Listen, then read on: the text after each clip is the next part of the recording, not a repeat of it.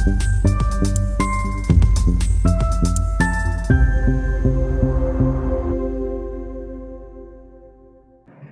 मित्रांनो, मणिपूरचे मुख्यमंत्री एन बिरेन सिंग यांनी अखेर राजीनामा दिला।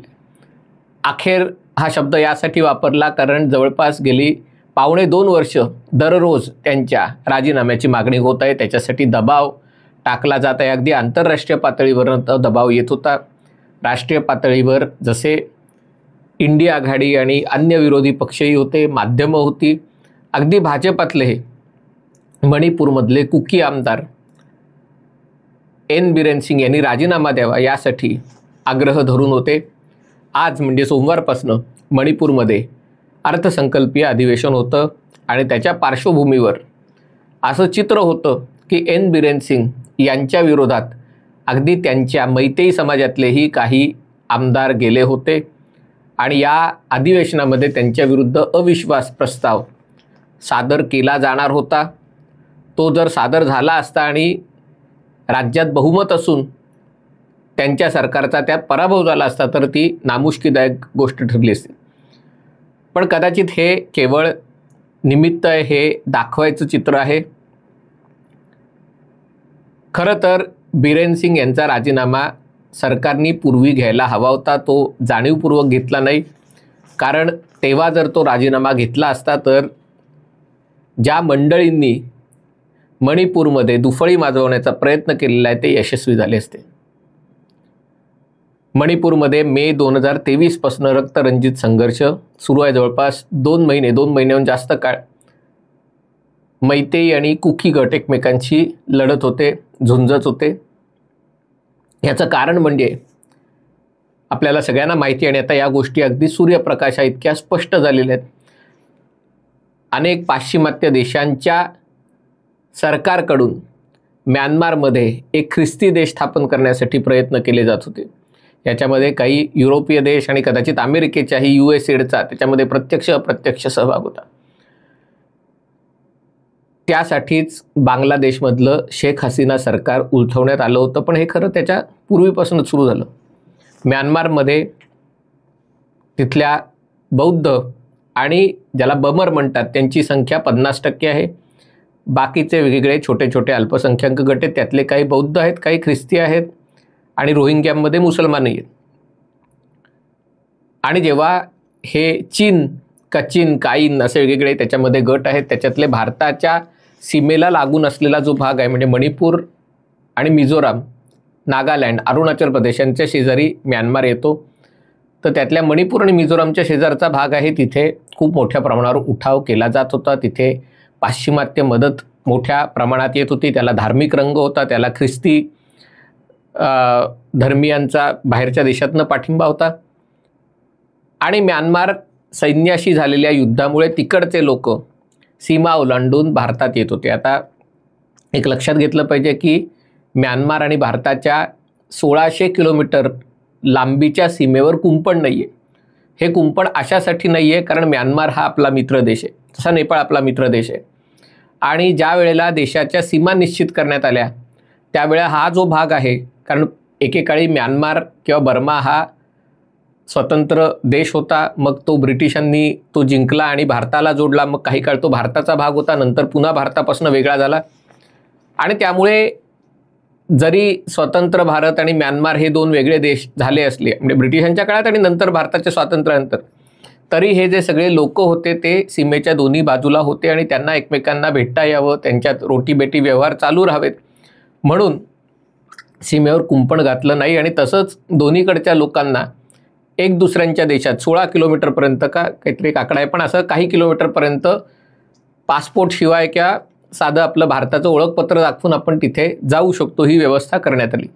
आणि ती व्यवस्था आत्तापर्यंत टिकून आहे, होती। पण त्याचा फायदा घेऊन जेव्हा म्यानमारमधले कुकी आणि अन्य लोक भारतात यायला लागले आणि दोन्ही ठिकाणी म्हणजे मिझोराम असेल तसंच मणिपूर असेल, मिझोराममध्ये फारसा प्रश्न येत नाही कारण मिझोराम पूर्णतः ख्रिस्ती आहे आणि एकाच त्यांच्याच समाजाचं राज्य आहे। पण मणिपूरमध्ये हिंदू बहुसंख्य आहेत, मैतेई समाज, आणि त्यांच्याकडे अवघी 20% जमीन आणि 50%हून जास्त लोकसंख्या आहे। आणि दुसरीकडे कुकी लोकांची लोकसंख्या कमी असली तरी ते सगळ्या डोंगर दऱ्यांच्या प्रदेशात राहतात.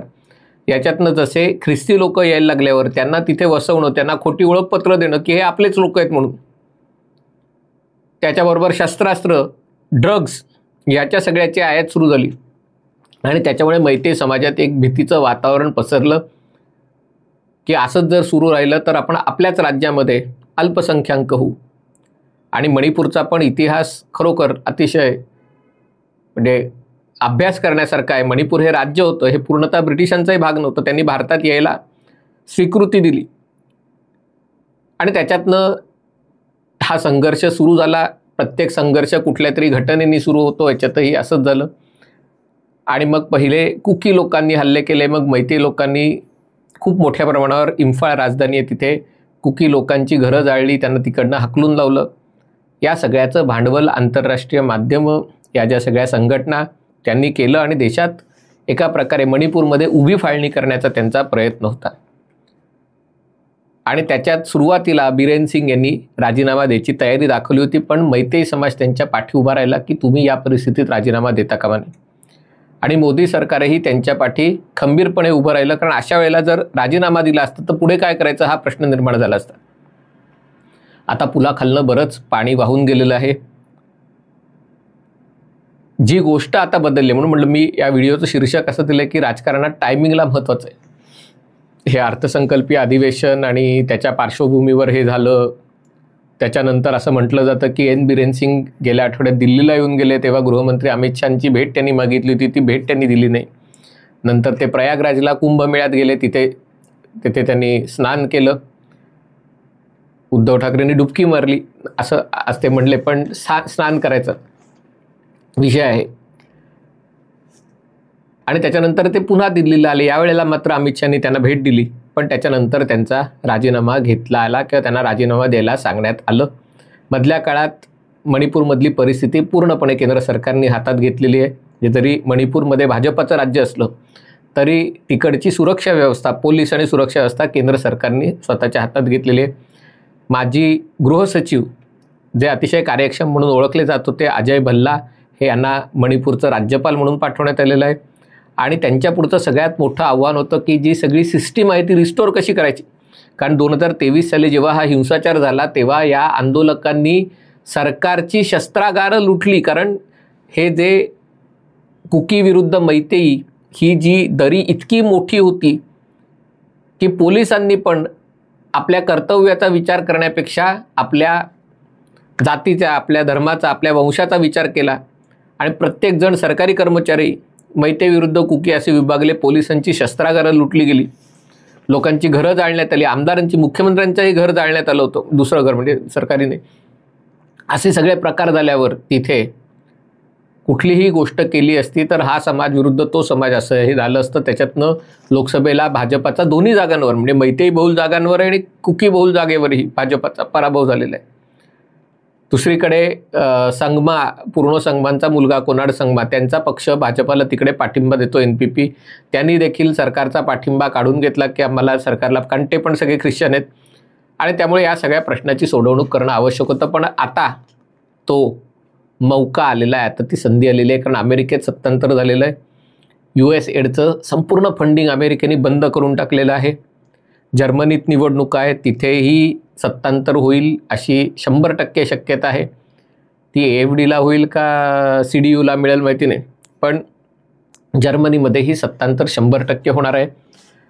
बांगलादेश प्रेशर खाली आहे, तिथे सत्तांतर झालं आहे आणि त्यामुळे आता म्यानमारला जो रसद पुरवठा होत होता तिकडे स्वतंत्र देश तयार करण्यासाठी आणि म्यानमार मार्गे ती रसद भारतात पोचत होती, तो भाग आता ढिला पडलेला आहे. ही भारतासाठी चांगली संधी आहे.